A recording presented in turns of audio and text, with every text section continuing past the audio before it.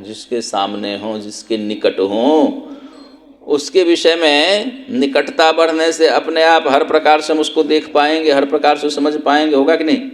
जिस किसी के निकट हो, जितनी निकटता होगी उतने ही भली प्रकार उसको हम जान सकते हैं, समझ सकते हैं, देख सकते हैं।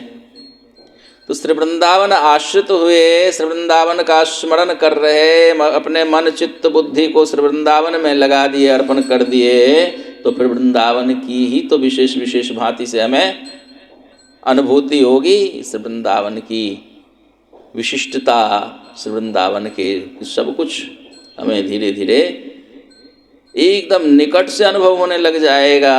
श्री वृंदावन निकट से हमें दिखने लग जाएंगे।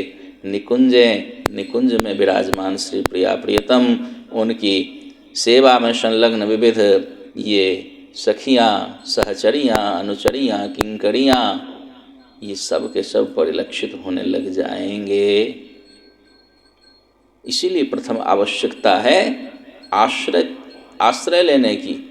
अपने मन बुद्धि चित्त को हम उनके आश्रित कर दें, उनके ऊपर निछावर कर दें, फिर स्वतः सब दिखने लगता है।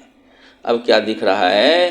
परम आस्वादनीय, शुद्ध अनंत आस्वादनीय, जिस आस्वादन का कभी ऐसा रुचिकर, ऐसा रोचक, कितना ही आस्वादन करें कभी उसकी कोई सीमा नहीं है। जितना ही आस्वादन करते चलें स्वाद उतना ही बढ़ता जाता है, आस्वादन करने की इच्छा उतनी बलवती होती जाती है। ऐसे परम आस्वाद्य विषय हैं ये। हाँ, बाकी संसार का ऐसा कोई भी स्वाद नहीं है जिसकी कोई सीमा न हो, जिसका अंत न हो। कितना ही रुचिकर क्यों न हो विषय, जब उसी को आप लगातार लेते जाएं, ग्रहण करते जाएं, तो एक समय वही अरुचिकर हो जाएगा। किंतु ये ऐसे परमतम आस्वादनीय विषय हैं, शुद्ध अनंत आस्वाद्य स्वाद इनमें भरा हुआ है। सो कह रहे हैं, शुद्धानंतास्वाद्य रत्यात्म सज्जित ज्योति सिंधुरनंत पारोज्झितस्य गौरश्यामं को कामलोलम किशोरम सारद्वंद्वम पश्य वृंदावनांतः। इन श्री वृंदावन में ये परम आस्वाद्य रसात्मक सतचित ज्योतिर्मय असीम समुद्र की तरह, असीम सागर की तरह सार स्वरूप काम चंचल श्री गौर श्याम युगल जोड़ी श्री प्रिया प्रियतम का दर्शन करो, ऐसा बता रहे हैं। कहाँ?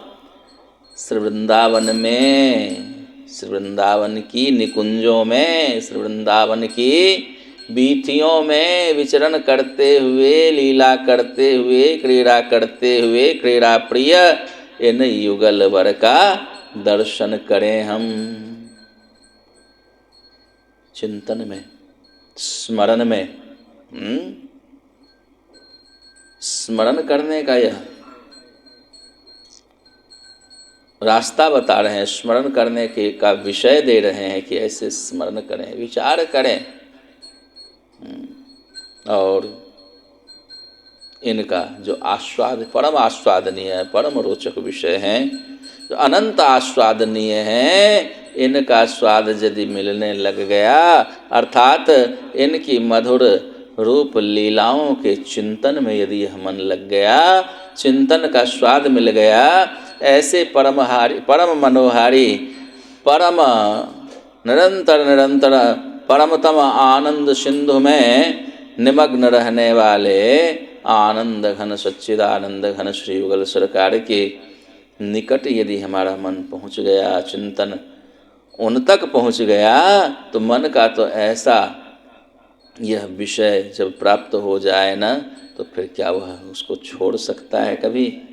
हाँ, मन निरंतर जो अच्छा ही चाहता है, सुंदर ही चाहता है, मधुर ही चाहता है, उसे माधुर्य की सीमा स्वरूप, सौंदर्य की सीमा स्वरूप, आनंद की सीमा स्वरूप श्री युगलवर श्री वृंदावन में रमण करते हुए, लीला विलास करते हुए दर्शन में आ जाएं, तो फिर क्या वह मन उनको छोड़ करके कभी अन्य विषयों के आस्वादन में लग सकता है? अन्य विषयों का स्मरण फिर वो कर सकता है क्या? अन्य विषयों में उसे रुचि आ सकती है क्या? हो ही नहीं सकता है, क्योंकि यह विषय ही ऐसा है, यह अनंत आस्वादनीय है। एक बार इसका स्वाद यदि मिल गया न, तो फिर इसको छोड़कर कोई अलग हो नहीं सकता, इससे अलग हटकर रह नहीं सकता। ऐसा अनुपम इनका स्वरूप है, ऐसा अनुपम इनका मधुर मधुर नाम है, ऐसी अनुपम इनकी मधुराति मधुर उपासना है, जिसे छोड़कर मन अलग जा ही नहीं सकता। श्री ठाकुर महाशय प्रेम भक्ति चंद्रिका में इनके इस वैशिष्ट्य का वर्णन करते हुए लिखते हैं, कृष्ण नाम राधा नाम उपासना रसधाम, चरणे पड़िया परानंदे, मनेर स्मरण प्राण मधुर मधुर धाम, युगल विलास स्मृति सार, साध्य साधन एहा वैयार नाई, यही तत्व सर्व सिद्धिसार। यह स्मरण जो है श्री वृंदावन में मधुर मधुर रूप लीलाओं का, युगल सरकार की मधुराति मधुर रूप का, लीला का स्मरण करना, यह क्या है? मन का प्राण है।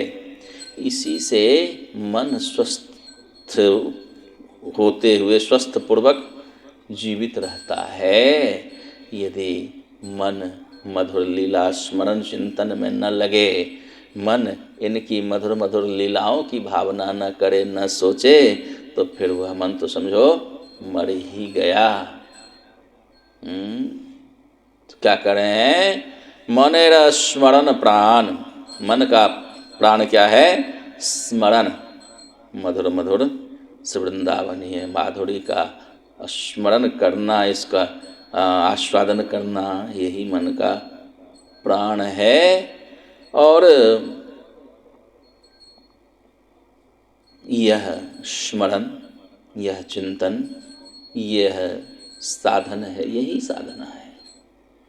प्रत्येक साधनों का प्रयोजन ही यही है। चाहे आप भगवत सेवा कर रहे हों, नाम जप कर रहे हैं, श्री वृंदावन की परिक्रमा लगा रहे हैं, जो कुछ भी साधन कर रहे हैं, भजन संबंधी समस्त साधनों का प्रयोजन ही यही है कि मधुर मधुर रूप और लीला की स्मृति में हमारा मन जुड़ जाए, लीला स्फूर्ति होने लग जाए, लीला रस सिंधु में यह मन डूब जाए।